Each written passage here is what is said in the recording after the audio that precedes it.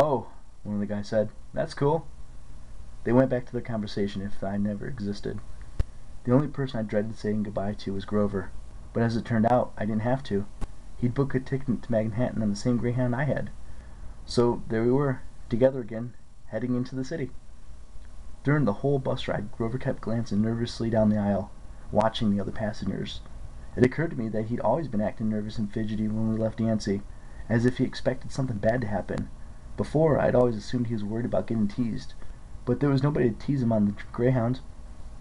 Finally, I couldn't stand it anymore. I said, "Looking for kindly ones?"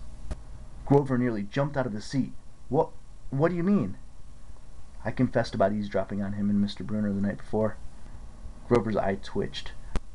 "How much did you hear?" "Oh, not much." "What's the summer solstice deadline?" He whined. "Look, Percy, I was just worried for you, see? I mean, hallucinated about the demon math teachers. Grover. And I was telling Mr. Bruner maybe you were overstressed or something, because there was no such person as Miss Dodds, and—" "Grover, you're a really, really bad liar." His ears turned pink. From his shirt pocket he fished out a grubby business card. "Just take this, okay, in case you need me this summer?"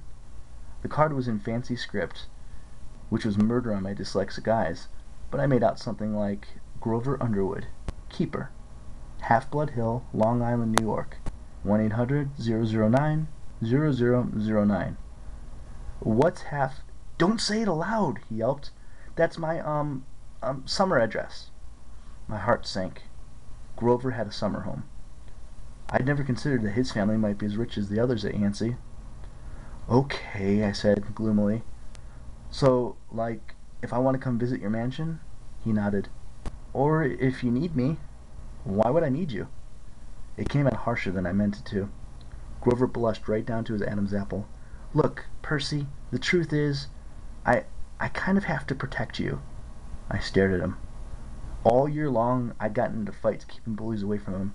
I'd lost sleep worrying that he'd get beaten up next year without me. And here he was acting like he was the one who defended me. "Grover," I said, "what exactly are you protecting me from?"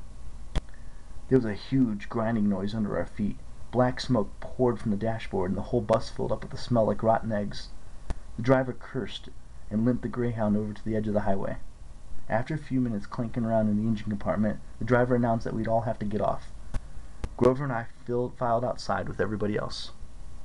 After a few minutes clanking around with the engine, we realized we were going to be there for a minute. We were on a stretch of country road, no place you'd notice if you didn't break down there. On the side of the highway was nothing but maple trees and litter from passing by cars. On the other side, across 4 lanes of asphalt, shimmering with the afternoon heat, was an old-fashioned fruit stand. The stuff on sale looked really good. Heaping boxes of blood-red cherries and apples, walnuts and apricots, jugs of cider and clawfoot tub full of ice. There were no customers, just 3 old ladies sitting in rocking chairs in the shade of a maple tree, knitting the biggest pair of socks I'd ever seen. I mean, these socks were the size of sweaters, but they were clearly socks. The lady on the right knitted one of them, the lady on the left knitted the other, the lady in the middle held an enormous basket of electric blue yarn. All 3 women looked ancient, with pale faces wrinkled like fruit leather, silver hair tied back in white bandanas, bony arms sticking out of bleached cotton dresses. The weirdest thing was, they seemed to be looking right at me. I looked over at Grover to say something about this and saw the blood drain right out of his face. His nose was twitching.